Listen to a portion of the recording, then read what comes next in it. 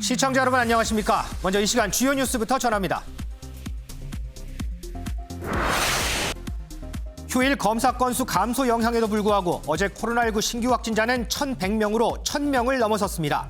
문재인 대통령은 오늘부터 거리 두기 4단계가 적용되는 수도권 지자체장과 수도권 특별방역 점검회의를 열 예정입니다. 청와대가 내년 3월 9일 대선 때까지 특정 후보와 정당을 지지하거나 비방하는 등 선거에 영향을 줄 수 있는 국민청원을 비공개하겠다고 밝혔습니다. 아울러 선거에 관련된 청원이 20만 명 이상의 동의를 받더라도 이에 대한 답변은 대선 이후로 연기하기로 했습니다. 수산업자를 사칭한 김모 씨가 유력 인사들에게 금품을 제공한 의혹과 관련해 경찰이 김 씨로부터 고급 시계 등을 받은 혐의를 받는 이모 부부장 검사를 불러 조사하는 등 사건 연루자 소환 조사에 본격 착수했습니다. 첫 민간 우주여행 시험 비행에 나선 영국의 억만장자 리처드 브랜든슨이 지구에서 88.5km까지 도달한 뒤 약 4분간 중력이 거의 없는 상태를 체험한 후 지구로 무사히 귀환해 본격적인 스타워즈 시대 개막을 알렸습니다. 오늘의 프레스룸 큐시트로 먼저 살펴봅니다. 컷오프를 통해 본경선 6명의 주자가 가려진 민주당. 이재명 지사의 독주 체제에 맞서 반 이재명 주자들의 치열한 공방이 펼쳐질 예정입니다. 민주당 본경선 이슈 정리합니다. 일찌감치 대선 예비 후보 등록을 마친 윤석열 전 총장. 최재형 전 감사원장과의 단일화를 처음 언급했습니다. 분석해보겠습니다.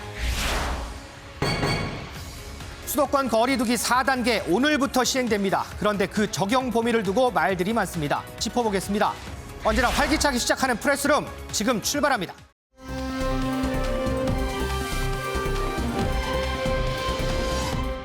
자, 이 코로나 관련해서요. 지금 이런 상황에서 그 어느 때보다 백신 접종에 대한 관심이 높아질 수밖에 없겠죠. 이번 달 중하순부터요. 55세에서 59세 일반인에 대한 백신 접종이 시작이 되는데 오늘부터 사전 예약을 받습니다. 그런데 이 부분도 한번 살펴봐야 될 것 같습니다. 김은미 기자. 네. 예약하기가 그렇게 쉽지가 않다면서요? 네, 맞습니다. 이 말씀하신 것처럼 오늘 0시부터 55살부터 59살까지 이 백신 접종 사전 예약이 진행이 됐습니다. 근데 이 사전 예약 사이트에 들어가서 이렇게 클릭을 해갖고는 예약을 하면 되는 건데 이 사이트가 오늘 0시 어젯밤 자정이죠. 사실 웬만한 사람들 다 이 잠자고 있을 그런 늦은 밤중인데 네. 이때 0시에 오픈을 했는데 사람들이 너무 어마어마하게 몰려서 서버가 마비가 되는 상황이 벌어졌습니다. 어마어마요? 네, 이 사실 서버가 뭐 다운됐다고도 얘기를 하죠. 서버가 다운되지 않은 사람들의 경우도 이 접속 대기 사진 같이 한번 보시게 되면은 지금 13,300분이 지금 넘게 떠 있습니다. 네? 네, 이 13,300 시간으로 한번 해보니까 223시간이 지금 넘는 대기 시간이에요. 사이트에서 예약하려면 223시간을 기다려야 된다고요? 그렇죠. 그리고 앞에 보시면 이게 내 앞에 지금 80만 명이 넘는 사람이 지금 대기하고 있다라고 떠 있는데 아이고. 뭐 요즘 말로 실화냐라는 얘기가 나올 법한 그런 상황입니다. 이 오늘 오전 10시 기준으로는 정상적으로 좀 복구가 돼 있는 상태예요. 네. 뭐 그렇다고 해서 뭐 원활하게 뭐 클릭해서 바로바로 예약이 되는 상황은 아니고 뭐 여전히 대기자는 좀 적지 않게 내 앞에 한 8,300명 정도 대기를 하고 있는 그런 상황이었습니다. 오늘 오전 10시 기준으로요. 네, 근데 55살부터 59살까지의 사전 예약이 사실 오늘 하루만 하는 게 아니거든요. 그렇겠죠. 네. 네, 이 오늘 하루만이 아니라 오늘부터 이제 오늘 17일까지 6일 동안 계속됩니다. 네, 근데 그럼에도 불구하고 이게 시간이 많은데도 사람들이 많이 몰렸던 이유, 이 지금 코로나 상황이 정말 엄중하다는 거를 이 다른 국민들도 많이 알고 있기 때문이 아닌가 싶은데요. 이 6일 동안 사전 예약을 받으니까 굳이 오늘 첫날 이렇게 몰릴 필요 없이 내일이나 모레쯤에서 좀 이렇게 나눠서 분산해서 접속해서 예약하는 것도 좋은 방법일 것 같습니다. 일단 17일까지 사전 예약을 한 분들은 이 오는 26일부터 8월 7일까지 이 모더나 백신을 맞을 수 있게 됩니다. 자, 이달 하순부터 시작해서요. 이제 앞으로 지금까지 백신을 맞은 사람들보다 더 많은 사람들이 백신 접종을 받게 됩니다. 이 예약 인터넷으로 이루어지겠죠. 223시간을 기다리는 일 더 이상 없도록 이 시스템 점검 다시 한번 좀 해봐야 할 것 같습니다. 자, 오늘부터 수도권에서는 사회적 거리두기 최후의 단계죠. 4단계가 적용이 됩니다. 저희가 지난주에 어떤 건 지켜야 되고 어떤 거는 지키면 안 되고 이런 것들 싹 정리를 해드렸습니다. 자, 김원미 기자. 그런데 이 세부 지침을 봤더니 이거 뭐야 하는 것들이 좀 몇 가지 있더라고요. 네, 맞습니다. 이 세부 지침이 잘 이해가 안 되고 좀 혼란스럽다라는 반응이 나오고 있는데요. 이 정부가 이번에 내놓은 세부 지침 중에서는 이 뭐 에어로빅, 스피닝 등 이 그룹 운동을 할 때 틀어도 되는 노래와 안 되는 노래에 대한 지침도 있습니다. 아, 그래요? 네, 그래서 제가 노래를 하나 준비를 해봤는데요. 같이 좀 한번 들어보실까요? 네, 지금 나오는 이 노래입니다. 이 싸이의 강남 스타일이죠. 네, 이 노래 김태희 앵커 이거 틀어도 되는 노래일까요? 안 되는 노래일까요? 아니, 이 노래는 헬스장이나 이런 데서 지금까지 많이 들었잖아요. 계속해서 들을 수 있는 거 아니에요? 그렇죠. 정말 단골로 이 트는 그룹 운동을 할 때 뭐 에어로빅을 하거나 스피닝을 하거나 정말 많이 틀고 하는 노래인 건데 이 노래 안 됩니다. 안 돼요? 네, 정부 지침상으로는 안 되는 노래예요. 그러면 이 노래는 어떤지 한번 들어보실까요?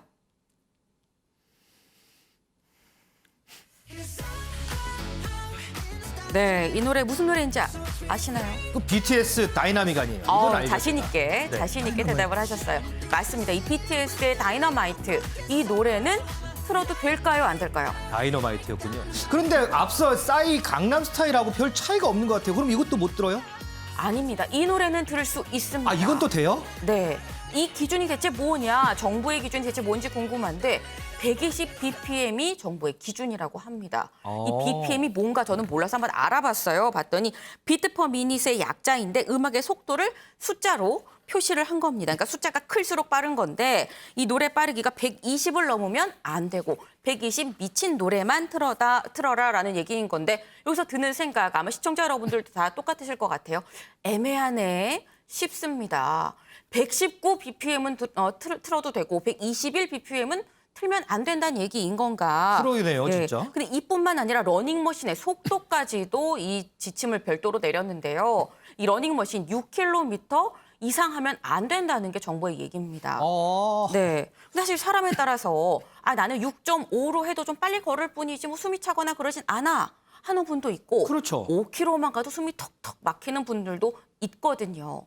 네, 이뿐만 아니라 이 택시 운전사분들도 지금 약간 뿔이 난 상태입니다. 그 이유, 지금 6시 이후에는 2명만 만날 수가 있죠. 그렇기 때문에 이 택시도 6시 이후에는 2명까지만 같이 태울 수가 있습니다. 그런데 이 택시 운전기사분들 생각을 할 때는 아니 아침 저녁으로 출퇴근할 때 10,000원 버스, 10,000원 지하철 많은데 왜 택시만 2명입니까? 라는 볼멘 소리가 나올 법합니다. 자, 보니까 이게 여러 가지가 있는데 자, 김은미 기자. 그러면 헬스장 가서요. 네. 이렇게 하면 이때는 바이러스가 안 나오고 이렇게 하면 이때는 바이러스가 나오고 뭐 이런다는 거예요? 그러게요. 저도 궁금한데 방역 당국은 일단 그렇게 판단을 하나 봅니다.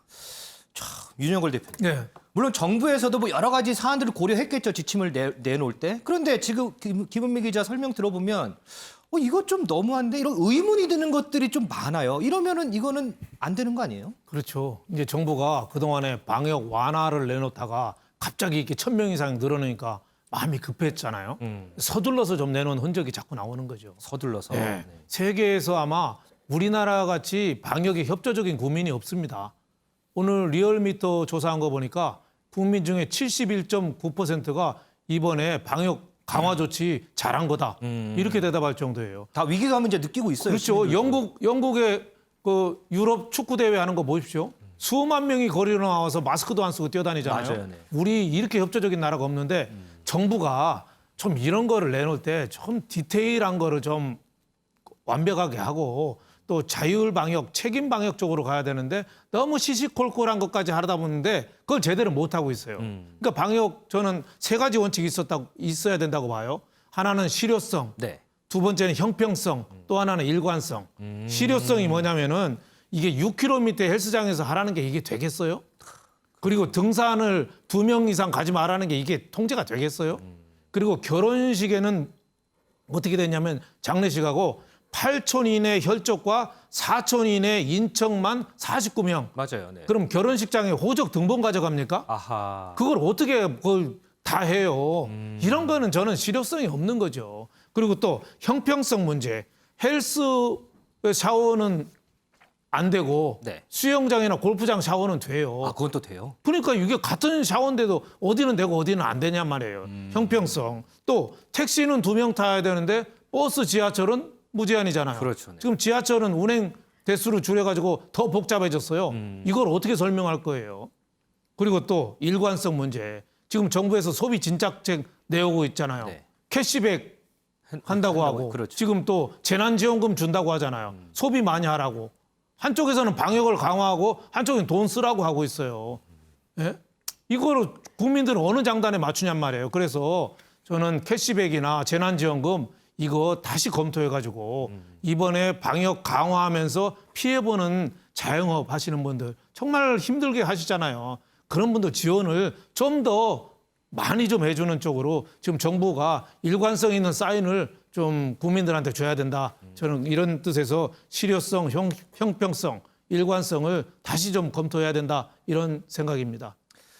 정말 많은 시민들이요, 불편함 감수하고서라도 사회적 거리두기 4단계 철저히 지키고 있습니다. 지키려고도 합니다.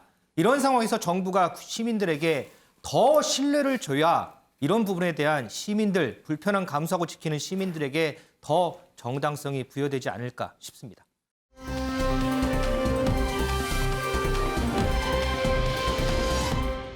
놀이기구 즐기는 비명소리인 줄 이동석 기자. 우리가 놀이기구 즐길 때 악! 하는 비명소리 지르잖아요. 맞습니다. 뭐 이거 관련된 얘기예요? 네, 그거와 관련된 일이면은 재밌을 것 같은데 네. 더욱더 위험한 일이 발생을 아, 그래요? 했습니다. 미국 현지 시각으로 지난 10일이었습니다. 미시건주 트래버스 시티 축제 현장에서 기적적인 일이 발생을 한 건데요. 화면을 보시면 놀이기구가 이렇게 심하게 흔들리고 있습니다. 네. 단순히 흔들리는 게 아니라 사실 아래에 지지대가 헐거워지면서 추락 위기, 전복 위기를 맞은 건데요. 아이고. 네, 놀이기구에는 아이를 포함해서 약 10여 명의 인파가 타고 있었습니다. 아이고. 일단 탑승객들은 비명을 지르면서 현장은 그야말로 아수라장이 됐는데요. 화면을 통해 보시다시피 굉장히 위험천만한 모습을 확인하실 수 있습니다. 아찔하네요. 그런데 이때 한 남성이 놀이기구로 달려가더니 지지대를 붙잡기 시작하는데요. 오. 그러니까 본인의 체중을 이용해서 지지대 역할을 한 겁니다. 아, 저기 이제 무너지지 않도록 잡고 있는 거군요. 맞습니다. 주변 사람들 역시 달려들어서 지지대 역할을 하면서 이 행렬에 동참을 하기 시작하는데요. 오. 순식간에 10여 명이 달려들면서 놀이기구가 튕겨나가지 않도록 서로를 의지한 채 몇 분 동안 지켰습니다. 다행히도 놀이기구는 끝내 멈춰섰는데요. 이 영상은 SNS를 통해서 확산이 되면서 큰 화제를 불러일으켰습니다. 누리꾼들은 시민들이 탑승자들을 구했다 그러면서 칭찬을 쏟아내고 있습니다. 놀이기구는 운행을 곧바로 멈췄고요. 현재 정확한 사고 원인을 조사 중이라고 밝혔습니다. 그럼 저기 이제 타고 있던 사람들은 아무런 그게 없는 거예요? 네, 아무도 다치지 않았다는 소식입니다. 아이고, 정말 다행이네요. 자, 이런 위기 순간에선요, 항상 이런 공동체 의식, 초인적인 힘 많이 발휘되는 것 같습니다. 우리나라도 이런 위기 순간에 우리 모두 공동체 의식, 초인적인 힘 다들 발휘했으면 좋겠습니다. 윤석열 전 검찰총장, 이젠 이게 아닌 예비 후보가 된 모양입니다. 자, 윤석열 전 총장 얘기하기 전에 조금 전에 나온 소식부터 좀 짚어보고 가겠습니다. 지금 야권의 유력 대권 주자로 급부상하고 있는 최재형 전 감사원장, 부친이죠. 고 최영섭 전 예비역 대령의 사무제를 맞아서 국립대전현충원을 찾았습니다. 조금 전에 들어오기 전에 제가 봤더니 이 최재형 원장이 사무제를 끝내고 기자들과 인터뷰를 하는 내용까지만 보고 제가 방송을 들어왔는데 이 내용 한번 보겠습니다. 김은미 기자. 네. 보니까 기자들이 엄청 많이 오늘 취재를 갔더라고요. 혹시 네. 여기서 대권 관련 얘기했을까요?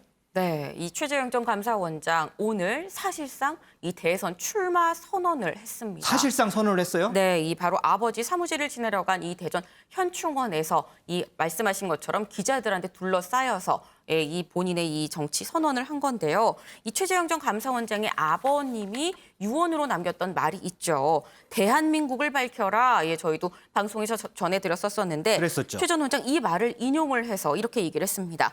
사회 곳곳에 소외되고 힘든 분들에게 따뜻한 빛이 비춰지는 나라를 만드는 게 대한민국을 밝히는 거라고 생각을 한다. 그리고 그런 생각으로 정치의 뜻을 갖고 뚜벅뚜벅 걸어가겠다라고 밝혔습니다. 그러면서 한 얘기가 아직 좀 준비된 조직을 구성하지 못했는데 앞으로 정비가 되는 대로 좀 말씀을 드리도록 하겠고 이제 막 시작해서 조직이 어떻다는 말씀을 좀 드리기는 어려울 것 같다라고 얘기를 했어요. 그러니까 조직을 구성할 예정이다라는 이 말 자체가 사실 대선 캠프를 곧 꾸릴 거다. 라는 얘기거든요. 그렇겠네요. 그러면서 대변인은 김영우 전 의원이 하게 될 겁니다라고까지 얘기를 했습니다. 이 캠프를 꾸릴 때 가장 먼저 필요한 게 바로 공보 조직이죠. 네. 윤석열 전 총장도 이 공보 조직이 꾸려지지 않아서 참 이 어려움을 겪었었다라고 저희도 말씀드렸었는데 이 공보 조직 보니까 지금 대변인도 내정을 한 그런 상태입니다. 근데 이 내용을 보면 누가 봐도 출마 선언인 건데 딱 부러지게 저 출마합니다라고 얘기는 안 했잖아요. 그렇게 얘기하면 참 좋았을 텐데요. 네, 그러니까요. 그래서 기자들이 다시 한번 물어봅니다. 지금 하시는 거 이거 정치 선언입니까? 라고 물었더니 이렇게 얘기를 해요. 오늘은 아버지 사무제로 왔기 때문에 기자 여러분들이 잘 판단해서 적절히 해석을 좀 해주십시오라고 얘기를 했는데 근데 이 말 정치 선언이 맞다라는 얘기입니다. 예, 이 기자들이 길지 않은 질의응답 과정에서 이 또 유독 귀에 쏙쏙 들어오는 단어가 있었어요. 어떤 거요? 네, 이 최 전 원장 청년을 유독 강조를 했는데 청년이요? 네, 이 정권 교체가 필요하다고 생각합니까라고 물었더니 이 최근 상황을 볼 때 국민들이 특히 청년들이 미래의 희망을 갖고 살 수 있는지 심각한 의문을 갖고 있다라고 얘기를 했고요. 또 모든 국민들이 그리고 청년들이 미래에 대한 희망을 갖고 살 수 있는 나라를 만들겠다라면서 이 거듭 국민이라는 이 주어를 하면서도 다시 한번 청년을 언급하는 강조하는 이런 모습을 볼 수 있었습니다. 최재형 전 원장 워딩 한 번만 같이 한번 볼까요? 사회 곳곳에 소외되고 힘든 분들에게 따뜻한 빛이 비치는 나라를 만드는 게 대한민국을 밝히는 겁니다. 그런 생각을 가지고 뚜벅뚜벅 걸어갈 것입니다. 저도 다년간 취재해본 경험에 비하면 이 뚜벅뚜벅 걸어가겠다. 어디를 향해 걸어가겠다라는 뭐 이런 감은 오는데 글쎄요 정확하게 대선 도전이다 얘기를 안 했기 때문에 사실상으로 알아듣겠습니다. 자, 김원미 기자. 그런데 이제 제가 들어오기 전에 들어보니까 오늘 이제 대전 현충원에서 사무제를 지냈잖아요. 네. 했는데 뭐 고 백선엽 장군이라든지 천안함 용사 묘역이라든지 이런 데를 참배를 했다. 뭐 이런 얘기도 있어요. 네. 보통 이런 일정들은 대권도전 선언하고 바로 찾는 곳이잖아요. 지난번에 윤석열 전 총장도 대권도전 선언하고 바로 다음 날 대전 현충원을 갔잖아요. 그랬었죠. 사실상 대권 행보했다 이렇게 봐도 되는 건가요, 그러면? 네, 앞서서도 계속 말씀을 드리는 게 사실상 대권 선언을 했습니다. 어떻게 보면 사실상이라는 말을 정말 빼도 무방할 만큼 순도 한 99% 정도로 출마 선언을 했다라고 판단을 하셔도 될 것 같아요. 근데 여기에 더해서 보통 출마 선언을 할 때는 그 장소도 굉장히 중요한데 그렇죠. 이 장소가 지금 대전 현충원입니다. 물론 이 아버지의 사무제를 지내러 갔긴 했습니다만 그러면서 같이 고 백선엽 장군의 묘역도 갔었고요. 이 천안함 이 장병들의 묘역도 갔었습니다. 그러니까 이런 거 분명히 안보에 방점을 찍은 이런 행보다라고 볼 수 있을 텐데 네. 이 최 전 원장의 아버님 이 6.25 전쟁 때 직접 참전을 했었던 이 해군이었었잖아요. 네. 이 고 백선엽 장군의 이 묘역을 간 이유 이 고 숨진 이 아버님이 백선엽 장군을 굉장히 존경하는 선배 군인으로 모셨었다라고 합니다. 별세하신 아버님이 참 존경을 했군요. 네, 그래서 그 얘기를 하면서 그래서 이 묘역을 찾아서 참배를 했었다라고 얘기를 했는데 그러면서 한 말이 굉장히 의미심장합니다. 그래요? 이 생전에 이 아버님이랑 고 백선엽 장군이랑 만나서 얘기를 나눴었다라고 얘기를 하면서 무슨 얘기를 했냐면 6.25 때 미군의 도움 없이는 우리가 벌써 공산화가 됐었을 것 같다라는 말을 당시에 하셨었다라는 거예요. 그러면서 이 말씀은 지금 대한민국이 누리고 있는 번영의 토대가 뭔지를 생각해 볼 수 있는 소중한 말씀이다라고도 얘기를 했었는데 사실 앞서서 이 민주당 이 여권의 이 지지율 1위 이재명 지사가 이 미군은 점령군이다라는 발언 때문에 또 한바탕 논란이 됐었던 바가 있었죠. 그랬었죠. 네, 그런데 이 최재형 전 감사원장 출마 선언이랑 동시에 이 상대방 여권의 1위 주자인 이재명 지사의 이 발언을 좀 지적을 하면서 본인은 호국, 안보, 애국을 중시하는 주자다라는 걸 같이 어필한 것으로 보입니다. 자, 여기 사진이 있는데요. 고 백선엽 장군 묘역을 찾아서 참배하는 최재형 전 감사원장의 모습입니다. 이 모습과 좀 대비가 됩니다. 윤석열 전 총장 지난 6일이죠. 대권 도전 선언을 하고 다음 날 국립대전현충원을 찾아서 천안함 용사 묘역에 참배를 했었죠. 두 사람의 모습이 상당히 좀 비슷하다 이렇게 좀 느껴질 수 있는데 이동석 기자. 그러면 혹시 오늘 이제 기자회견을 했잖아요. 뭐 기자회견인지 뭐 기자들의 질의응답만 받은 건지는 모르겠으나 어쨌든 기자회견을 했는데 여기서 윤석열 전 총장 관련 언급은 없었을까요? 기자들이라면 아마 궁금해할 법도 한데요. 네, 당연히 윤 전 총장에 대한 질문이 나왔습니다. 아, 있었어요? 네, 최재형 원장은요, 윤석열 대안론이라고 불리는 것 자체에 대해서 상당한 불만이 있는 것 같이 저는 느껴졌거든요. 그래요? 네, 나는 윤석열 대안이 아니다라고 오. 강조를 했기 때문입니다. 최정 원장은요, 나 자체로 평가를 받고 싶다고 밝혔는데요. 윤 전 총장과의 협력, 즉 단일화에 대해선 좀 더 생각해보고 말씀드리겠다고 이렇게 선을 그었습니다. 아직 출마 선언을 공식적으로 하지 않은 데다가 지금 단계에서 말씀드릴 사안이 아니라면서 확대 해석을 경계한 건데요. 결론은 나는 윤석열의 대안이 아니다. 이게 오늘의 핵심 주제였습니다. 나는 윤석열의 대안이 아니다. 본격적으로 다퉈보겠다 이런 얘기인가요? 그런 의미로 해석될 수 있을 것 같습니다. 은영 위원님, 지금 우리 기자들이 그 최재형 전 감사원장이 이제 얘기를 하면서 계속해서 사실상 대권 도전, 뭐 구체적으로 대권 도전을 서지 않았다. 사실상 대권 도전, 뭐 사실상을 자꾸 이제 붙여요. 최재형 감사원장이 기자들이 물어봤어요. 그랬더니 기자들 알아서 해석을 하십시오.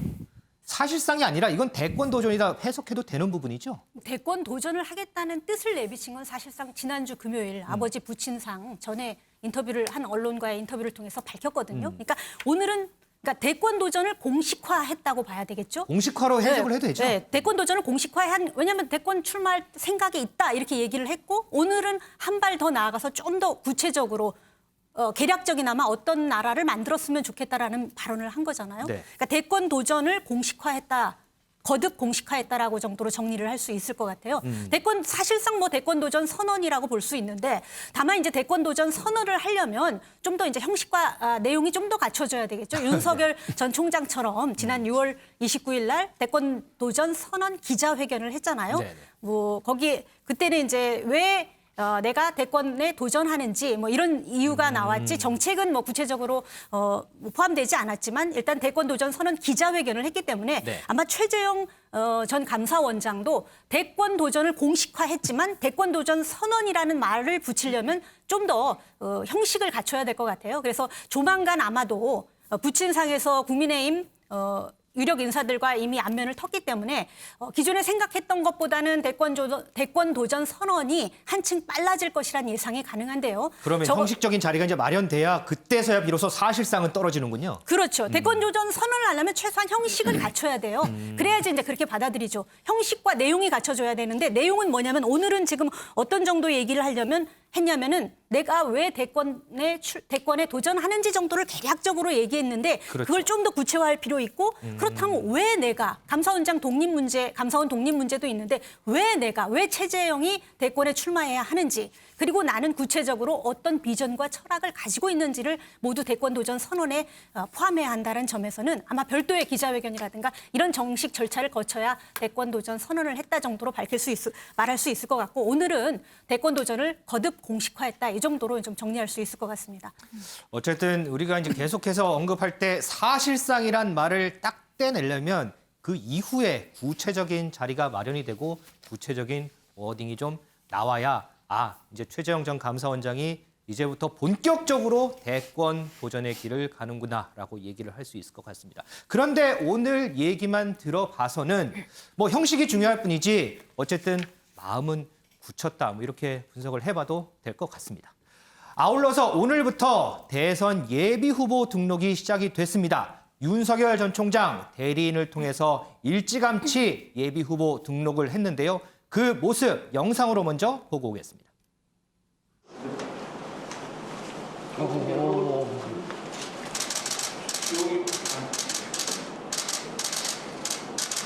캠프 인선은 본격적으로 이제 구성을 하시죠? 네, 그렇습니다. 캠프는 이제 하는데 작지만 그 효율적인 캠프를 구성하겠다는 그 후보자의 그 생각에 따라 그렇게 크지는 않게 갈 것입니다. 후보자는 이제 큰 방향을 제시하고 큰 방향에 따라 실용적이고 그 시장 친화적인 그런 방식을 통해서 정책이 마련되도록 하는 그 역할을 할 것입니다. 자, 여기 보입니다. 제20대 대통령 선거 윤석열 예비 후보자 등록 서류를 제출을 했습니다. 김은미 기자, 네. 오늘이 등록 첫날인데 참 빨리 등록했네요. 네, 맞습니다. 뭐 이미 윤석열 전 총장 입장에서는 이미 이 출마 선언을 했었기 때문에 네. 뭐 굳이 뒤로 늦출 필요가 없다라는 입장이었는데요. 예, 그래서인 건지 이미 출마 선언을 했기 때문에 본인이 직접 안 가고 이렇게 대리인을 통해서 접수 등록하는 모습이었습니다. 하지만 윤 전 총장 이 별도로 이 공보단을 통해서 자신의 입장을 내놨어요. 이 뭐라고 내놨냐면 또 본인의 트레이드마크 이 공정과 상식이란 이 슬로건이 또 등장을 했는데 공정과 상식에 바로 선 대한민국을 국민과 함께 만들어 나가겠다라고 얘기를 하면서 이 국가를 위해서 존재하는 국민이 아니라 국민을 위해서 존재하는 국가를 만들겠다. 이 국민이 진짜 주인인 나라를 만들겠다고 밝혔습니다. 그러면 김 기자, 오늘 이제 예비 후보 등록을 했으니까 이제 앞으로 윤석열 후보라고 불러도 되는 거잖아요. 네, 그렇죠. 그러면 윤석열 후보하고 이전에 윤석열 전 총장일 때하고 뭐가 좀 네. 달라지는 게 있어요? 일단 후보에 등록을 하게 되면 좀 많은 부분들이 달라집니다. 선거운동을 하려면 사무실도 있어야 되고요. 사무원도 있어야 되고요. 명함도 있어야 되고 어깨띠도 있어야 합니다. 그렇죠. 이런 모든 게 이렇게 예비 후보로 등록을 해야만 법적으로 이 할 수 있는 선거운동의 범주에 들게 되는 건데요. 근데 하지만 사실 가장 큰 차이점은 돈입니다. 돈이요? 네, 바로 후원금인데 이 예비 후보로 등록을 하게 되면 후원회를 만들 수가 있고 이 후원회를 만들면 이 선거 비용 제한액이 한 513억여 원 정도 돼요. 여기 한 5% 정도, 25억 원이 좀 넘는 정도까지는 이 후원 모금으로 돈을 마련을 할 수가 있습니다. 이 사실 윤석열 전 총장이 이제 야권에서 대선 주자로 꼽히면서 계속 얘기했었던 게 국민의힘으로 언제 들어갈 거냐, 들어가는 거냐, 마냐라는 얘기였었잖아요. 그렇죠. 그때 이 국민의힘에서 했었던 얘기가 윤 전 총장 들어올 수밖에 없을 거다. 왜냐하면 돈이 얼마나 많이 드는데 혼자 개인 자격으로 대선 출마하면 돈 정말 많이 들 거라서 들어올 수밖에 없을 거다라고 얘기를 했었습니다만 이제 현재 무소속인 상태에서 후원회를 열 수 있게 된 겁니다. 네네. 네, 그러다 보니까 이 윤 전 총장 이 후원금을 걷게 되면은 좀 더 이 여유 있는 이 태도를 입당에 있어 좀 여유 있는 태도를 취할 수 있지 않을까라는 생각이 드는데 정치권에서는 이 자금을 총알이라고 얘기를 보통 비유를 하죠. 총알이요? 네, 이 선거를 전쟁이라고 하면은 여기서 총알을 얼마나 많이 비축을 해놨느냐. 전쟁에 있어서 총알만큼이나 굉장히 좀 중요한 요소인 거가 바로 선거 자금이다라는 얘기인 건데 네. 이 윤 전 총장이 총알을 좀 두둑하게 후원회를 통해서 만약에 모금이 된다고 한다면 입당 문제에 대해서 굉장히 심적으로 좀 여유롭게 시간을 두고 판단할 수 있을 것으로 보입니다. 가장 이제 눈에 띄는 부분이 앞으로 이제 25억 6천만 원까지 이제 후원금을 모금을 할 수 있기 때문에 이 자금을 가지고 앞으로 이제 사무실이라든지 뭐 선거운동 예비 선거운동이라든지 이 부분을 이제 좀 진행을 할 수 있게 되는 거군요. 자, 오늘 윤석열 전 총장 한 언론을 통해서 이 인터뷰가 실린 내용이 있었습니다. 상당히 구체적인 인터뷰가 실렸는데 그 부분 한번 짚어보겠습니다. 이동석 기자, 지금 윤석열 전 총장 하면 이전에 정권 인사들 수사 관련해서 이 부분이 좀 아킬레스건으로 잡히고 있잖아요. 오늘 인터뷰를 보니까 이 부분에 대한 언급이 좀 있어요. 네, 맞습니다. 윤석열 전 총장이 넘어서야 할 산, 바로 과거 전직 대통령의 구속 배경의 수사를 담당하고 있었다는 점이었는데요. 이에 대해서요, 윤 전 총장이 오늘 오전 한 언론과의 인터뷰에서 이렇게 말했습니다. 이유 여하를 막론하고 저로 인해 가슴 아픈 일을 겪은 모든 분들에게 위로와 유감을 표한다고 전했습니다. 유감을 표한다는 이 발언, 처음으로 공식 석상에서 한 발언인데요. 네. 그러면서 저에 대해 섭섭한 감정을 갖고 원한까지 가지고 있는 부분도 충분히 이해가 간다고 밝혔습니다. 윤 전 총장은 두 전직 대통령의 사면에 대해서도 입장을 밝혔는데요. 국민 통합을 위해 이뤄져야 하고 이를 선거 공약으로 내세운 건 적절하지 못하다 이러면서 선을 긋기도 했습니다. 특히 대통령에 당선된다면 무모한 정치 보복을 하지 않을 것임을 내세우기도 했는데요. 윤 전 총장은 권력을 남용하면 반드시 몰락한다는 걸 검찰에서 많이 봤다고 강조했습니다. 이동석 기자, 이 인터뷰 하나 계속해서 연결해서 좀 보면 최재형 전 감사원장 관련해서 단일화 언급이 있어요. 네, 맞습니다. 윤 전 총장 갑작스레 최재형 전 원장에게 손을 내민 꼴이 돼버렸습니다. 윤 전 총장 어떤 결단도 내리겠다면서요. 단일화 방식을 생각해보고 있음을 이렇게 밝힌 건데요. 먼저 윤 전 총장이 어떤 발언을 했는지 살펴보면요. 윤 전 총장은 정권 교체를 위한 선택이라면 어떤 선택도 하겠다. 최재현 전 원장의 이름을 직접 거론하기도 했습니다. 윤 전 총장의 발언 함께 들어보시겠습니다. 많은 분들을 만나서 또 오랜 또 정치 사회 경험을 많이 가지신 원로분들도 만나서 제가 그분들께 어떻게 하는 것이 가장 좋은지 좀 배우겠습니다. 듣고 배우겠습니다. 그러나 국민들께 어떤 혼선을 주고 불안감을 갖게는 절대 안 할 테니까 그런 부분에 대해서는 국민들께서 염려하지 않으셔도 저는 된다고 그래 생각을 하고.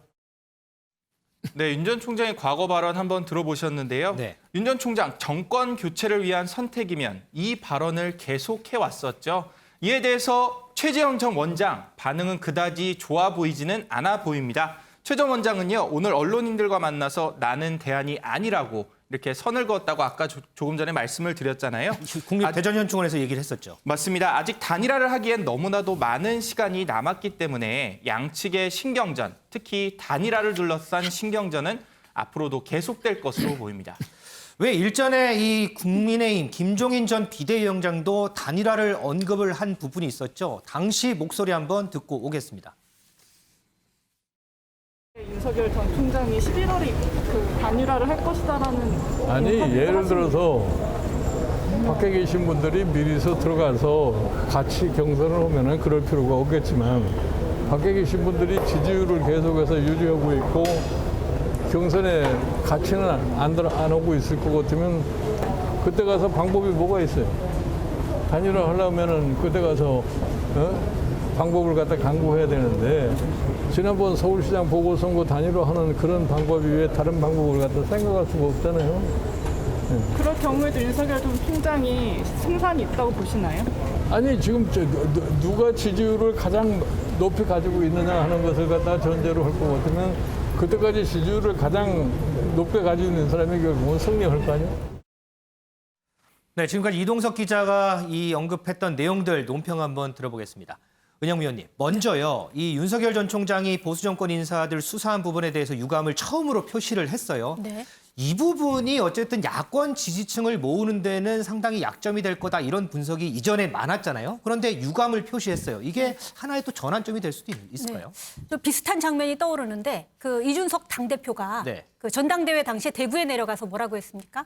박근혜 전 대통령에 대해서 고마움을 느끼지만 탄핵은 정당했다. 그랬었죠. 그렇게 얘기했거든요. 네. 분리 대응을 한 거예요. 인간적인 면과 법적인 면을 별도로 얘기함으로써 근데 결과적으로 당대표에 선출이 됐잖아요. 네네. 그래서 탄핵의 강을 보수층이 드디어 국민의힘이 탄핵의 강을 넘었다 이런 평가가 나왔는데 윤석열 총장도 이런 부분을 원용한 것 같아요. 그래서 적폐 수사, 전 정권의 적폐 수사는 정당했지만 인간적으로 위로하고 싶고 유감이다라는 인간적인 마음을 표현함으로써 뭐 법적인 부분과 인간적인 부분은 좀 다르다라고 이렇게 하면서 보수층의 마음을 달랜 게 아닌가 이런 생각이 들어요. 왜냐하면 지금 당내에 어쨌든 이제 입당을 미루고 있지만 언젠가는 당내에 입당한다면 당내에서 이제 홍준표 같은 예를 들면 당내 강성 지지층을 업고 있는 주자들하고 싸워야 되거든요. 겨뤄야 되거든요. 그렇다면은 당내의 강경 보수층의 마음을 얻지 못하면 경선에서 이기기가 쉽지 않아요. 그렇죠. 그렇기 때문에 최근에 대권 도전 선언을 한 이후에도 보수 일변도의 메시지를 내는 것과 같은 맥락인데 일단은 집도끼, 즉 보수층의 마음부터 잡겠다 이런 전략이 아닌가 이렇게 생각이 되고 그런 전략하에서 오늘 발언도 나온 것이라고 생각이 듭니다. 다만 좀 우려스러운 점이라면 압도적인 정권 교체를 하려면 중도층의 마음도 잡아야 되는데 지금 윤 전 총장의 언행을 보면 계속 보수층을 겨냥한 발언과 행동들이 나오고 있거든요. 한쪽으로만 이렇게 그렇죠. 돼 있군요. 그래서 이 부분을 어느 정도 좀 잡은 다음에는 좀 더 중도층으로 확장을 해서 중도층의 마음을 잡기 위한 결과적으로 여권 후보를 이기려면 중도층을 잡는 쪽이 이기게 되어 있기 때문에 결과적으로 이제 중도층을 끌어당기기 위한 정책이나 이런 것들을 내놓지 않으면 본선에서 이기기는 쉽지 않을 것이다. 지금의 행보만으로는. 어쨌든 지금은 당내의 보수층을 향한 행보를 강화하고 있다. 이렇게 볼 수 있을 것 같습니다. 자, 그리고 이제 단일화 부분 한번 볼게요. 윤 대표님. 네. 물론 단일화란 말이 지금은 설익은 단어일 수밖에 없어요. 그런데 어쨌든 윤석열 전 총장이 이제 언급을 했단 말이죠. 그러면서 이런 얘기를 했어요. 국민의 정권 교체를 위해서 앞장서라고 나에게 지지를 보내줬으니까 지지받는 사람이 앞장서야 되지 않겠나. 나로 단일화돼야 된다. 이런 자신감인 거죠. 뭐 그런 셈이죠. 물론 뭐 원칙적인 얘기죠. 지지를 많이 받는 사람이 단일화돼야 된다. 원칙적인 얘기인데 지금 야권도 분열돼서는 다음 대권 도전이 아무래도 좀 어려울 가능성이 많잖아요. 네네. 그래서 지금 최재형 감사원장도 그렇고 속속 대권 도전을 지금 하는데 그런 의미에서 단일화 얘기를 한 거는 뭐 여러 가지 방법이 있지만 저는 국민의힘에 들어가서 단일화하는 방법 아니면 지금처럼 제3지대에 남아서 나중에 국민의힘에서 뽑힌 사람하고 같이 단일화하는 방법. 예전에 이제 안철수 대표하고 그렇죠. 오세훈 서울시장이 단일화했던 그런 모델 말씀하시는 그 단일화 방법은 두 가지가 있는데 저는 후순위 나중에 국민의힘 단일화된 사람하고 또 한다. 자칫하면은 저는 굉장히 위험한 선택이 될 수도 있다고 봐요. 그게 바로 김종인 전 비대위원장이 얘기했던 방법. 비대위원장이 자꾸 얘기하는 게 그거잖아요. 11월까지 지지율 유지하는 사람이 될 거다. 뭐 이렇게 얘기하는데 지금 제2의 안철수가 될 가능성도 배제할 수가 없는 게 지난 4.7 재보궐선거에서도 처음에는 안철수 후보가 압도적이었잖아요. 네네. 근데 이제 국민의힘에서 당내 경선을 하면서 굉장히 또 국민적인 관심이 또 끌어왔거든요. 분위기가 좀 바뀌었죠. 그래서 결국은 오세훈 시장 뭐 포기할까 말까 하던 사람이 결국은 뒤집어서 이겼잖아요. 그러니까 윤석열 전 검찰총장은 여태까지 2년간 지금 문재인 정부하고 각을 세우면서 언론의 스포트라이트를 받았는데 앞으로 국민의힘 주자가 더 많이 나올 가능성도 있어요. 그럴 때 어떻게 하겠냔 말이죠. 그래서 저는 윤석열 검찰총장의 저 같은 입장이라면은 안 들어가는 이유는 자명해요. 중도층이 실망할 수도 있다. 또 하나는 지금 일부 설문조사에 하면은 호남에서 윤석열 검찰총장 지지율이 28%까지 나오거든요. 자칫 국민의힘 들어가면은 호남하고 중도층에서 실망할 수도 있다. 이것 때문에 좀 주춤하는 것도 있고 기득권 당에 들어간다는 게 조심스러울 수도 있는데 저는 외곽에서 돌잖아요. 그러면은 자칫 안철수 꼴이 날 수도 있습니다. 그래서 저는 물론 뭐 윤석열 검찰총장이 숙고를 하겠서 결정하겠지만은 가급적 국민의힘에 이왕 갈 거는 빨리 들어가서 경선에 참여해서 같이 언론이나 국민의 관심을 끌어야지 윤석열 검찰총장 앞으로 뉴스 나올 게 별로 없습니다. 그래요? 아니 문재인 대통령 계속 공격만 했는데 공격할 게 이제 별로 없잖아요. 이제 자기 거 내놓는 거밖에 없잖아요. 근데 아직 공약이 없어요. 네. 그러니까 언론 관심이 이제 앞으로 새로 나오는 저 최재형이나 유승민, 원희룡 이런 사람들이 더 이제 관심을 끌 가능성도 있어요. 그래서 저는 이왕 하려면은 국민의힘하고 빨리 손잡는 게 낫지 않겠느냐. 저는 이게 조심스럽게 이렇게 조언을 해봅니다. 네. 네, 어쨌든 뭐 지금은 국민의힘이라는 이 링 말고 밖에서는 윤석열 전 총장, 최재형 전 감사원장 항상 이 언론의 관심을 많이 받는 것 같습니다. 그런데 이동석 기자, 지금 이 두 사람에 대해서 여권에서는 여전히 평가가 박한가 봐요. 네, 맞습니다. 윤석열 전 총장과 최재형 전 원장에 대해서요. 파리와 목이라는 별명이 지어졌습니다. 파리와 목이요? 네, 맞습니다. 주인공은 바로 정청래 민주당 의원인데요. 정청래 의원은 파리를 모기로 막을 수 없고 모기를 파리로 막을 수 없다면서요. 설명 막은들 무엇하냐. 윤 전 총장과 최 전 원장을 정면 겨냥했습니다. 누가 파리고 누가 모기인지는 알 수 없을 것 같은데요. 이들을 대체제가 아니라면서 이해를 할 수 없다는 입장을 내놨습니다. 정청래 민주당 의원이 또 다른 표현들을 또 붙여서 반박을 했군요. 자, 더불어서 이 여권에서는 윤석열 전 총장 관련한 공세 계속되고 있습니다. 김은미 기자. 네. 요즘 어때요? 뭐 좀 더 커졌어요? 아니면 요즘에는 좀 줄어들었어요? 어때요? 네, 글쎄요, 뭐 더 크다 작다를 얘기하기보다는 꾸준하다라고 말씀을 드리는 게 맞을 것 같습니다. 꾸준하다. 네, 일단 이번에는 근데 민주당의 송영길 대표가 직접 나섰습니다. 이 송 대표, 이 부인, 이 윤석열 전 총장이 부인의 논문 관련한 이런 여러 가지 논란에 대해서 네. 이렇게 얘기를 했네요. 줄리로 불리는 분을 어떻게 영부인으로 모실 수가 있냐라고 얘기를 했습니다. 어허. 네, 굉장히 좀 세게 얘기를 한 건데 영부인은 장관 부인보다도 더 높은 도덕성을 요구받지 않느냐라는 얘기입니다. 그런데 이제 송 대표 말고 또 누가 윤 전 총장의 이 배우자 부인 문제를 지적을 하고 있는지 저희가 이 영상으로 준비했는데요. 같이 한번 보고 오시죠. 프라이버시를 검증하자는 게 아니고요. 불법 여부, 학사 업무 방해 여부 이런 것들이 본질인 것이죠. 어떤 공적 무대에 등장을 하는 순간에 그냥 부인은 보통 사람의 부인의 프라이버시하고 다르죠. 장차 대통령의 부인, 당선이 된다면 대통령의 부인이고요. 김건희 씨의 학사기 논문이 아니고 조국 전 장관 부인의 박사기 논문이었다면 과연 어떤 상황이 벌어졌을까? 저는 그 조국 전 장관 부인이나 가족들한테 했던 것만큼 엄격하고 철저하게 하지 않으면 안 된다고 본인이 얘기해야 되지 않아요? 전혀 자기하고 관계없는 것처럼 대학이 알아서 할 문제인 것처럼 이렇게 얘기하는 건 옳지 않죠. 네, 역시나 추미애 전 장관이 먼저 나섰습니다. 추 전 장관, 이 아내의 프라이버시를 검증하자는 게 아니다. 그 안에 이 해당 의혹 안에 있는 불법적인 문제들이 본질인 건데 이거는 밝혀야 되는 거 아니냐. 기본적으로 공적 영역에 등장을 한다고 하면 이거는 일반인의 프라이버시랑은 좀 다르게 얘기를 해야 된다라고 했고요. 이 뒤에 이어 들으신 건 강민정 이 열린민주당 원내대표입니다. 이 강민정 원내대표 조국 전 장관을 비교 대상으로 들었습니다. 만약에 조국 전 장관의 아내가 이런 의혹이 있다고 한다면 그냥 넘어가겠느냐라는 얘기인 건데요. 때문에 이 조 전 장관 가족한테 한 것처럼 똑같이 수사를 해야 되는 거고 이 윤석열 전 총장 본인도 이거를 이 아내의 논문 의혹에 대해서 나랑 관계가 없는 학교가 알아서 할 문제다라고 선을 긋는 건 옳지 않다라는 지적입니다.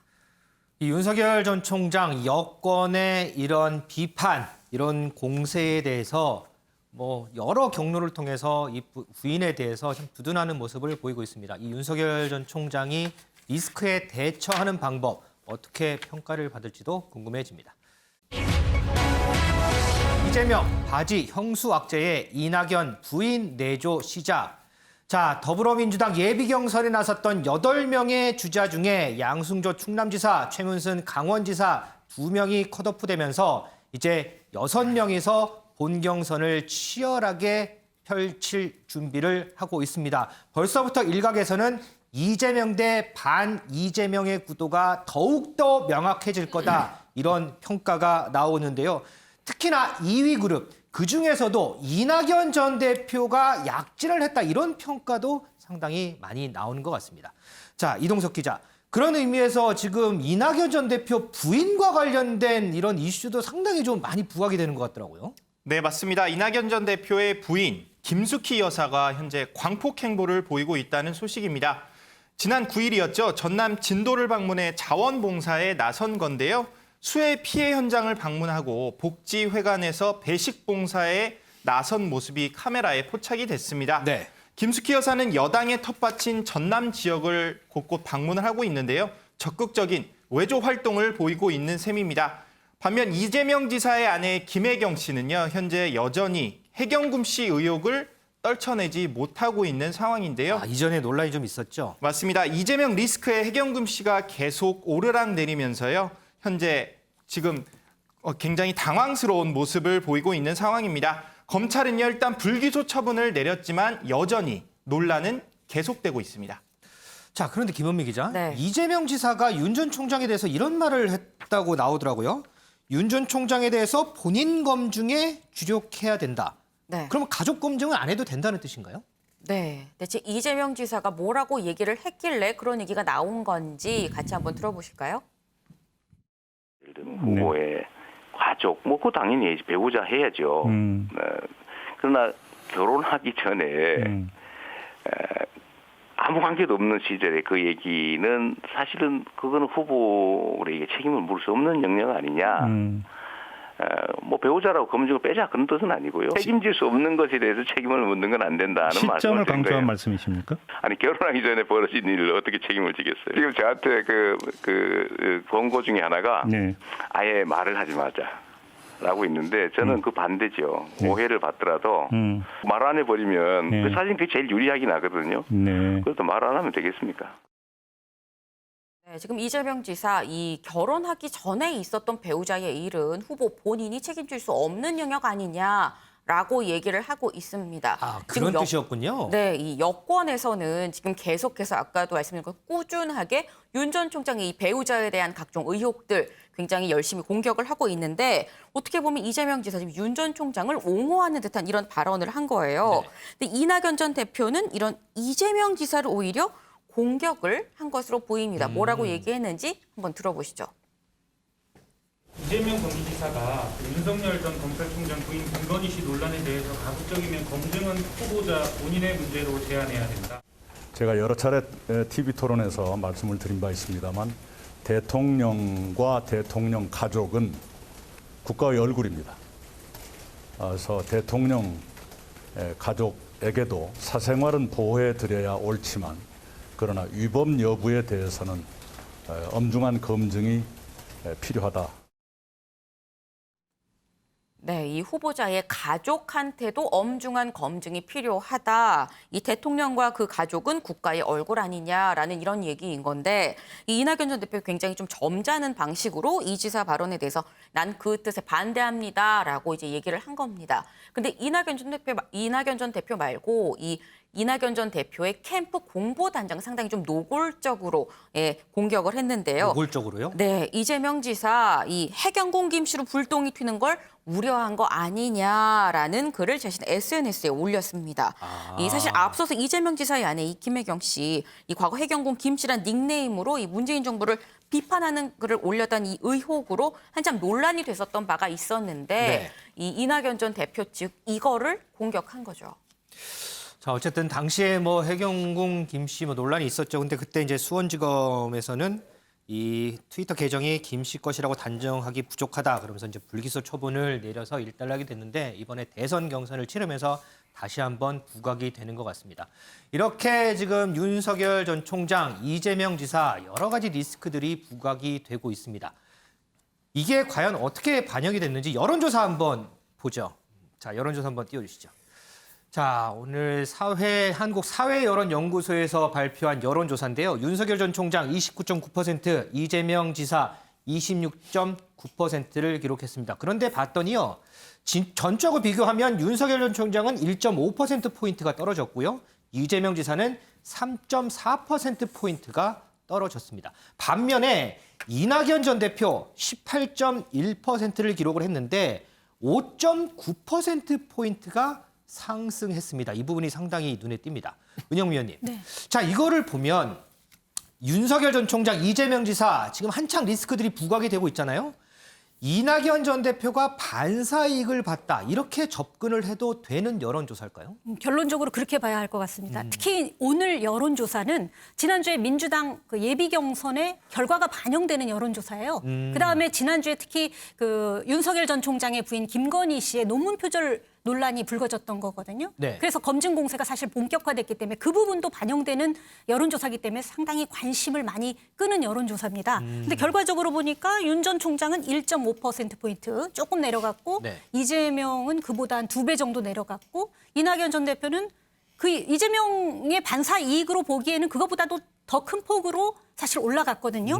윤 전 총장의 경우는 부인의 그 검증 의혹이 거세졌기 때문에 그에 대한 악영향이 미친 걸로 봐야 될 것 같고요. 그러니까 지지율이 올라가야 되는데 도덕성 검증이 본격화되면서 지금 발이 묶인 데다가 약간 떨어진 거예요.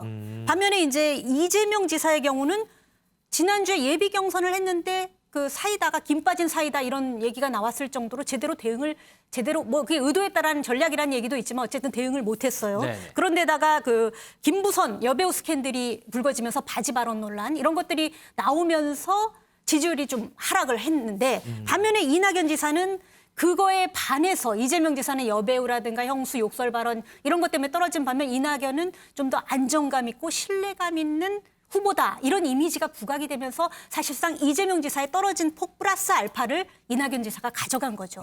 그런데요, 이동석 기자. 자, 지금 은영미 위원이 이제 평론해준 부분은 앞으로 이제 본 경선에 가면 이 부분이 또 어떻게 뭐 이재명 지사는 이재명 지사대로, 이낙연 전 대표는 이낙연 전 대표대로, 또 나머지 후보들은 나머지 후보대로 또 어떻게 좀 전략을 짤 것이냐 이 부분이 관심인데. 그런데 지금 보니까 이제 양승조 충남지사가 컷오프가 됐잖아요.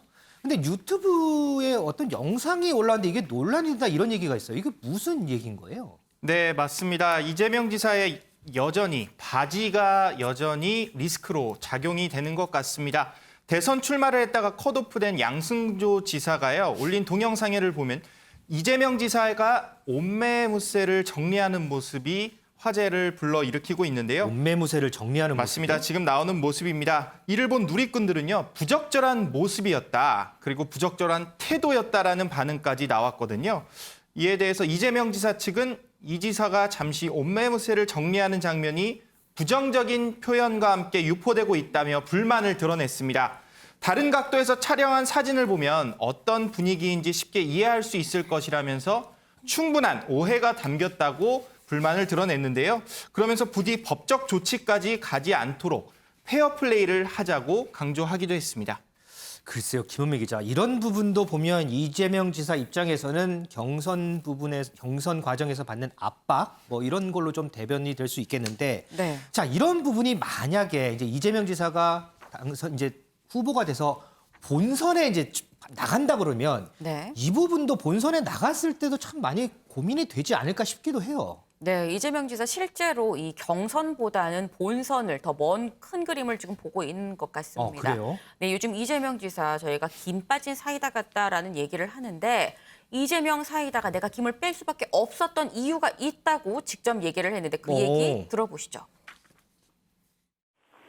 저는 본선을 결정해야 될 입장인데 다른 후보들 입장은 좀 다를 수 있지 않습니까? 네네. 그러니까 오로지 경선이 중요한 그런 경우인데 저로서는 어쨌든 원팀을 살려서 손실을 최소화하고 본선에서 그 소위 우리의 역량이 최대 발휘할 수 있도록 만들어야 되기 때문에 이제 저는 심하게 공격하면 안 되거든요. 손발 묶인 권투를 하고 있는 거죠. 김부선 씨가 연일 계속 목소리 높이는 건 어떻게 받아들이세요? 그는 객관적 사실로 판단하시면 됩니다. 객관적 사실에 접근할 수 있는 방법이 없어서 드리는 질문인데요. 방법 다 있습니다. 옛날에 다 병원 가서 있습니다. 병원 가서 검사 받으신 걸로 다 이제 가름이 됐다고 보시는 건가요? 정리라면? 이제 그만하시죠. 네, 이재명 지사 이제 본인이 김을 뺄 수밖에 없었던 이유에 대해서 나는 본선을 걱정해야 될 입장이다라고 얘기를 했습니다. 때문에 이 원팀을 살려서 이 팀 내 손실을 최소화해야 되기 때문에 나는 지금 손발을 묶고 권투를 하는 형국이다라고 얘기를 했어요. 굉장히 좀 솔직한 마음을 좀 드러낸 게 아닌가 싶은데, 그런데 아까 좀 들으신 것처럼 이 언론 인터뷰에서 여배우 스캔들에 대해서도 지금 물어봤잖아요. 네네. 하지만 여기에 대해서 그건 객관적인 사실로 판단하면 됩니다. 라면서 이제 거듭 이어지는 질문에 이제 그만하시죠라고 이 자르는 모습도 보였습니다. 어쨌든 이재명 지사 입장에서는 경선보다는 본선에서 본인이 받게 될 압박 이 부분에 대해서 지금 아직 벌써부터 좀 걱정을 하고 있는 거군요. 사실 뒤집어서 생각을 하면 이재명 지사의 어떤 자신감의 표현일 수도 있을 것 그럴 같아요. 수도 있겠네요. 나는 어쨌거나 본선으로 갈 사람이기 때문에 결국은 이 경선 사람들 다 내 선대위원장으로 해야 되니까 하나의 원팀으로 가야 한다라는 생각을 갖고 있다는 거죠. 자, 그리고 김원미 기자, 이거 하나만 짚어볼게요. 지금 민주당 경선 때문에 선거인단 모집하잖아요. 그런데 국민의힘의 김재원 최고위원이 이 선거인단에 참여를 했다면서요? 네, 맞습니다. 사실 이 국민의힘의 최고위원이 민주당의 이 대선 경선 이 선거인단에 신청을 했다는 게 사실 뭐 어떻게 보면 좀 생뚱맞습니다. 그런 것 같아요. 네, 근데 또 이게 사실 적진에 지금 들어가 있다라고도 볼 수 있는 건데 이걸 또 김재원 최고위원이 자신의 SNS에 나 신청했어요라고 글을 올렸습니다. 공개를 했죠, 본인이. 네, 그래서 사실 다른 사람들도 이게 공개되면서 알게 된 건데 이 나한테 민주당 대선 주자의 경선 선거인단에 신청해달라고 문자가 왔길래 내가 기꺼이 한 표 찍어드리려고 신청을 완료했다라고 얘기를 했는데요. 이게 사실 비밀 투표여야 되는 거잖아요. 그렇죠. 근데 나는 누굴 찍겠다라고도 밝혔습니다. 누굴 찍었어요? 바로 추미애 전 장관한테 마음이 간다라고 밝혔는데요. 아, 그걸 또 밝혔군요. 네. 근데 이 얘기를 하면서 모두 민주당의 국민 선거인단에 신청을 해서 정권 교체에 힘을 보태달라라는 글을 올렸습니다. 당연히 민주당에서는 충격적인 작태다라고 얘기를 하면서 이 당내 경선에 지금 개입을 해서 역선택을 유도하는 거 아니냐라고 강하게 반발을 했는데요. 그러면서 지금 법적 대응도 검토하겠다라는 입장입니다. 지금까지 수많은 경선이 있었는데 그때마다 뭐 역선택 얘기가 나왔는데 실제로 확인이 된 거군요. 네, 맞습니다. 자, 이동석 기자. 근데 이 민주당의 이 비판에 대해서 김재원 최고위원 또 맞받아쳐요, 보니까. 네, 맞습니다. 국민의힘 지도부가요, 그야말로 똘똘 뭉쳤습니다. 김재원 최고위원은 물론 이준석 대표까지 나섰는데요. 일단 김재원 최고위원은 민주당을 향해서 왜 화를 내는지 모르겠다. 선거인단이 되어 달라 하지 않았냐 이러면서 되려 반문을 하기도 했습니다. 그러면서 이재명 캠프 측을 향해서는요. 역선택을 범죄라 소리치며 설치는 꼴을 보니 캠프에 망조가 든 것 같다며 노골적인 불만을 드러내기도 했는데요. 이준석 대표 역시 국민에 대한 무한 스팸 보낸 것에 대해 반성하지 않고 누구를 탓하냐, 참여 문자 저에게도 많이 왔습니다. 이런 목소리를 전했습니다. 이준석 대표와 김재원 최고위원이 주먹 인사를 한 모습도, 그리고 이렇게 최고라는 모습을 한 것도 오늘 아침 확인할 수 있었는데요. 지금 사진을 보니까 이준석 대표가 김재원 최고위원 바로 옆에서 딱 엄지손가락을 딱 지켜드네요. 맞습니다. 오늘 한 건 했네. 이런 거를 칭찬하는 모습 같습니다. 네, 이 대표는 김 최고위원을 화이트 해커, 그러니까 긍정적인 해커라고 이렇게 치켜 세우기까지 했는데요. 민주당과의 공세에 우리가 잘 이겨냈다는 의미를 자축하는 모습, 주먹 악수를 하는 의미가 아닐까 생각이 듭니다. 자, 이게 어떻게 보면 민주당 입장에서는 뭐 악재가 될 수도 있고 국민의힘에서는 또 어떻게 볼지 모르겠습니다.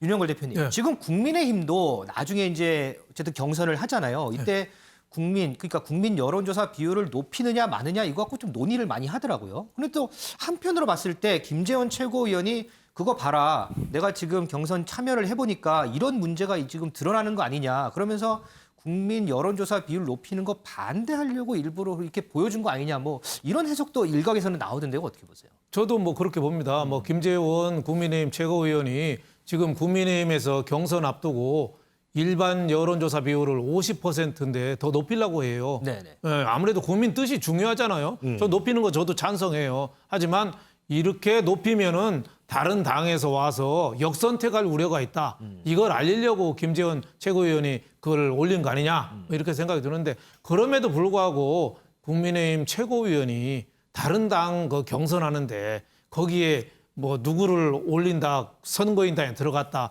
이거는 좀 상식에 어긋나는 거죠. 정치인의 금도라는 게 있잖아요. 네네. 다른 당에서 하는 거는 좀 지켜봐주고 그리고 격려해주고 선을 넘지 말아야 되는데, 그 남당 경선하는데 거기 선거인단 들어갔다고 그걸 올리고 누가 좋다고 하고 저거를 보면은 국민들이 그거 납득하겠어요? 그러니까 법률가 출신 정치인들이 저게 한계입니다. 법에는 민주당에서 뭐 법으로 뭐 소송한다고 하지만 저건 위법은 아니에요. 국민도 누구나 다 선거인단 할 수 있으니까. 하지만 할 게 있고 안 할 게 있거든요. 그러니까 저 법률가 김재원 최고위원이 볼 때는 불법은 아니니까 괜찮아. 하지만 국민들이 볼 때 저게 상식에 맞냐 이거예요. 그러니까 좀 상식과 이 일반인이 생각하는 평균적인 수준, 그 정도만 정치인들이 좀 해도 좋을 텐데 우리나라 정치인이 아직 거기가 안 됩니다. 정치꾼하고 정치인하고 뭐가 다른 줄 아세요? 정치꾼은 다음 선거만 생각하고 정치인은 다음 세대를 생각하는 거예요. 나는 이런 판단이 저게 정치꾼인지 정치인인지 좀 더 저 걱정스럽습니다. 네. 은영 위원님, 이 사례를 보면 앞으로 이제 뭐 민주당도 또 이제 본 경선이 있으니까 경선 또 해야 되고, 국민의힘도 이제 경선을 해야 되고, 뭐 예를 들면 뭐 정의당도 이제 뭐 대선 후보를 뽑을 때 또 경선을 해야 되고 하잖아요. 각 당이 경선할 때마다 이제 고민이 많이 되겠어요. 이게 딱 실제로 딱 나왔잖아요. 그렇죠. 민심과 당심의 괴리를 어떻게 좁힐 것이냐의 문제거든요. 그러니까 이번에 국민의힘이 4.7 재보궐선거에서 민심을 받아들이면서 사실상 승리를 했잖아요. 오세훈 후보가 나경원 후보를 꺾고 후보가 된데도 사실은 민심 약간 중도층으로 더 가 있다라는 국민들의 그런 요구를 받아들인 결과예요. 여론조사에서 경선 결과도. 그렇다 보니까 아무래도 대권은 더 큰 선거잖아요. 네. 그렇기 때문에 당심과 민심이 특히 괴리돼 있을 경우, 이번처럼 민주당 같은 경우는 당심과 민심이 상당히 많이 괴리돼 있어요. 국민의힘보다도 더. 이런 경우에는 과연 당심과 민심의 비율을 본 경선에서 어떻게 할 것이냐가 되게 상당히 관건이 될 것으로 보이는데, 네. 이제 국민의힘도 원래 재보궐선거처럼 100% 여론조사로 본 경선에서도 하자, 이런 목소리가 있었거든요. 그래서 김재원 의원이 그래도 당은 당심이 중요하다. 적어도 50%는 들어가야 된다. 이런 차원에서 지금 그렇게 아마 좀 상식에 안 맞는 행동을 한 것 같은데 어쨌거나 선거에서는 항상 당심과 민심의 괴리를 어떻게 좁히느냐. 이것을 경선 룰에 어떻게 반영하느냐가 항상 관건이고 그걸 둘러싼 이런 논란도 많이 생기기 마련입니다. 자, 여권 얘기가 나왔으니까 이거 하나만 좀 짚고 가겠습니다. 이동석 기자. 이재명 지사가 어제 뭐 눈물을 흘렸어요? 왜 무슨 일 때문에 그런 거예요? 네, 맞습니다. 이재명 지사 어제 서울대를 방문했다가요. 눈물을 흘렸습니다. 먼저 영상 준비돼 있는데요. 함께 보고 오시겠습니다. 학생 처장이 뭐 이제 역겹다는 좀 발언했는데 거기에 대해서는 좀 어떻게 생각하십니까? 뭐 그분 입장에서는 그렇게 말씀하실 수도 있겠고요. 뭐. 학교 측은 직장 갑질이 아니었다고 주장을 하고 있는데 거기에 대해서는 어떻게 생각하세요? 뭐 그 부분도 주장이 엇갈리고 있으니까 좀 충분한 진상 규명이 되면 좋겠다는 생각이 들고 책임의 문제는 좀 진상이 충분히 규명된 다음에 판단하는 게 좋지 않을까 싶습니다. 빨리 뛰었어. 네, 이재명 지사 눈물을 흘리는 모습은 일단 서울대를 방문해서 나왔습니다. 사망 청소 노동자 이 씨의 남편을 만난 건데요. 일단 매일 아내와 함께 출근하는데 지금은 혼자 출근할 수밖에 없다는 말에 이 지사는 눈물을 보였습니다. 이 지사의 현장 모습 좀 전에 방문 보셨는데요. 이재명 캠프 측은 이런 입장을 내놨습니다. 이 지사의 여동생이 청소 노동자였는데 7년 전 화장실에서 돌아가셨다. 이런 입장을 밝힌 건데요. 비슷한 경험이 있군요. 그때 생각이 나서 눈물을 감추지 못했다. 이런 목소리를 전했습니다. 이재명 지사 좀 전에 앵커께서 말씀하셨듯이 여동생이 생각나서 눈물을 왈칵한 것 같은데요. 이 지사는 앞서 자신의 저서에서도 내용을 소개한 바 있습니다.